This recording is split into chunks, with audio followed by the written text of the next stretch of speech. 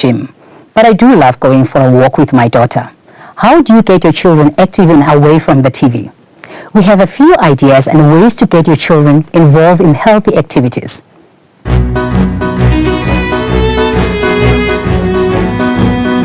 Well, Little Kickers is a concept that's been brought here from England, where we come out and we try and teach the kids some soccer skills. It doesn't involve soccer, just soccer. We do colour coordination, hand-eye coordination, running with the ball, dribbling with the ball.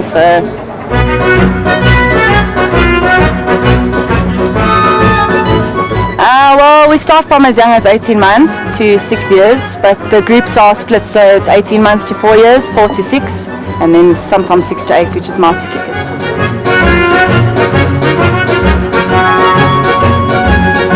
It's a very friendly environment where the kids come down, it's not so competitive, they get turns to play, everybody gets to go at the same time, go in pairs, and they make lots of friends, new friends, so it's very friendly and good for them.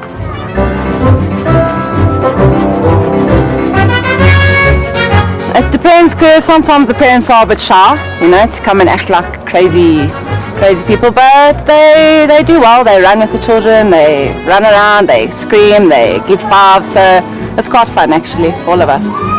We saw his passion for soccer and we went through the internet and we found the Little Kickers and we decided to bring him here. We saw the talent. This boy is always kicking ball inside the house, moving around, kicking TVs, everything. So we decided that, let's just search for, soccer where he can actually do his practices. And we found the Little Kickers and we decided to take him here. I first decided, we both decided together that it's an important aspect in his development, because soccer encourages discipline as well as sportsmanship and teamwork, and we felt that it was a good decision to make. He's now 3 months with Little Kickers. He's enjoying it, he's having a lot of fun, and that's what we like, because he's learning at the same time. And also he coordinates the ball much better, and he also controls the ball much better, and he's enjoying it. I think that every child should have fun with learning at the same time, and that's what we are happy about. And also it gives us a chance to come out together as a family. We can spend time together with him. It's more quality time, and it makes us get out of the house as well. Well, I think the best age for children is probably 4.5, 5 years old. Because sometimes when they're much younger, I would rather prefer to let them do like creative movement, to see what their motor skills is all about. But just because ballet is very intense and it can be fun, but sometimes it can be really hard. But I think the best age is 4.5, 5 years old. I think the best benefit that ballet gives children is, their self-esteem. They concentrate, they can really do things on their own.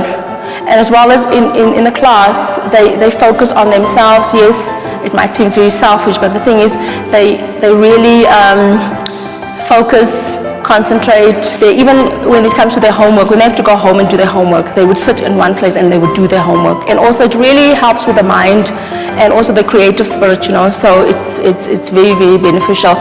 And in terms of socializing with other young children, which I think is also the best thing, and listening to instructions and taking the instructions and applying it, because those are most important things, because when children are growing up, they always need to be able to be guided.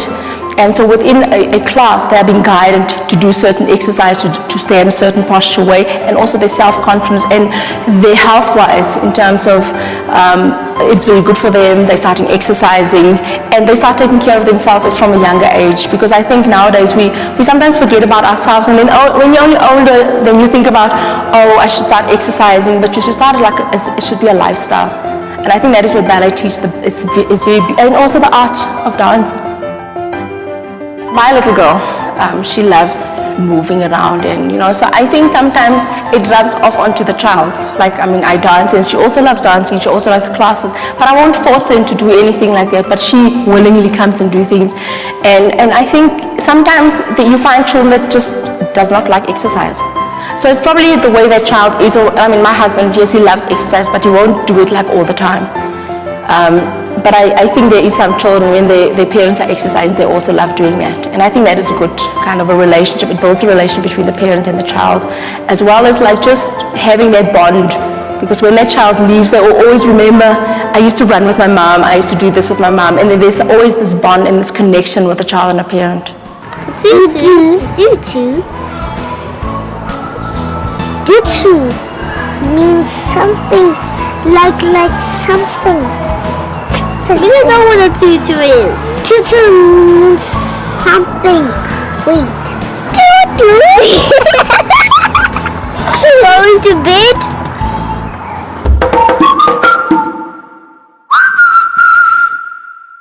I feel guilty every morning when I have to wake up and go to work. I love my job, but I also love my daughter. Today we talk to some high-profile working moms about how they balance family life and career.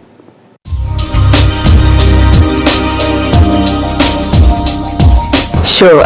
When I realized that I was going to be a mom and thinking about my career, it wasn't too difficult because we'd planned the first child, the first pregnancy, and because the industry then, I was in radio and I was only producing a show and then doing a Thursday night and then doing a Saturday morning breakfast show. So I was pretty flexible in terms of the time I'd have. So it wasn't much of a panic. It fitted in perfectly into my schedule at that time.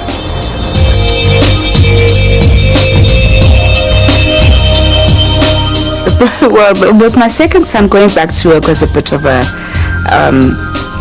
tearjerker because it had been so long since my first one, you know. So then I really had to leave him home and leave him with Elizabeth, the helper, who's been with us for about 12 years, 13 years now, which is really great. I was confident, but at the same time there was some anxiety because I was also older, you know, but you know, the career was calling. You know, it was time to get back, and you know, there's anxiety in terms of, you know, you've been gone 3-4 months. What are you going to go back and do? How are you going to be received back? And you really haven't been in touch, you know, because you're trying to kind of focus on the child at that time. But you know, you go back and you find your feet fairly quickly.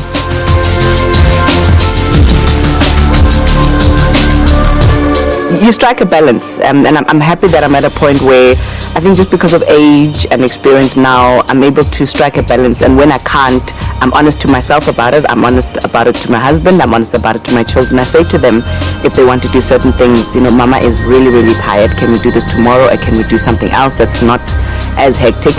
But fortunately, because of my husband's schedule that is worse than mine, I've decided to take the back seat and be the one that is home. It's a conscious decision that I took, which I'm very happy with, because now I'm able to see my children grow. I'm able to be there for the firstborn. He's 7 years old. I'm able to be there when he plays his matches. I'm able to be there for meetings, something that I hadn't been able to do prior to the last 3 years, because I was doing an afternoon talk show at SAFM that was slap bang in the middle of the day from 1 until 4. So now that I stopped that, and my show now in the evening at Kaya gives me the whole day with them, I can spend time with their father before he goes to work. He does a show at 5FM at 3 o'clock, and I can spend time with the children and also have time to myself, which is very important to me. I think as of a month ago, I'm beginning to strike the balance. But the past 3 years, I really hadn't been striking the balance. You know, working in the presidency, in the spousal office at the time, a lot of traveling we did. And, you know, for the second term of last year, my eldest really felt it. I was called to school. He wasn't doing well, at least 2 or 3 classes. And, you know, at school he went to school and said, well, my mom's not home, you know. And then at home says, Mom, I don't have homework. So he found the gap, you know, and played the school against mom. And in the end, I mean, he suffered, but I knew that I needed to pay more attention to that. Simply because the traveling was a week, 2 weeks, 3 weeks at a time. And it became a bit of a burden to the family, to myself in terms of overall health and well-being. But, you know, for that balance, it wasn't happening. You know, my husband is a diplomat. He's in Harare at the moment as an assistant deputy ambassador. So that brings in a whole new dynamic as well to the home environment. So balance, not yet.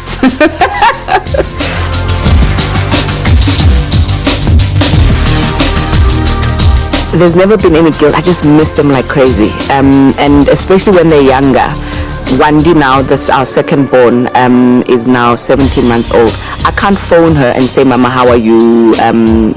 Whereas with Tato, who's 7, being able to talk to him and saying, Papa, how are you doing? What are you doing? He can tell me, I miss you, Mama. To come back home.